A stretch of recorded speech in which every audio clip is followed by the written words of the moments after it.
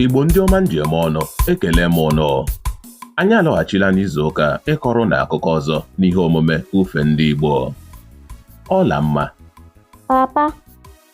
Achọrọ m ka gị na ụmụaka ndị ọzọ gezie ntị nke ọma iji wee mụta ọtụtụ ihe n'oro. Ọ dị mma, papa. Otu mgbe ruru n'obodo ụmụ anụmanụ nke otu eke bi n'ime ya. Ọ bụrụ eke nwere anya ukwu ma na-achọ oge niile iri karịa nke ọ pụrụ ilo.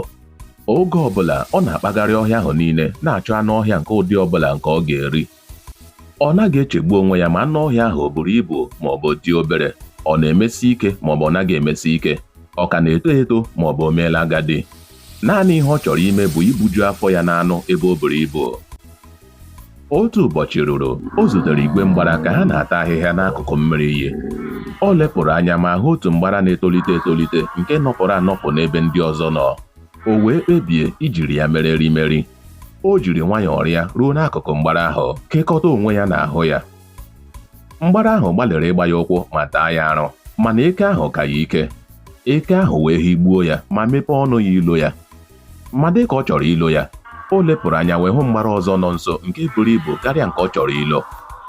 O wee kwuo n'obi ya, kedu ihe mere m ga-eji rie obere mgbara ebe nke nnukwu nọ m nso?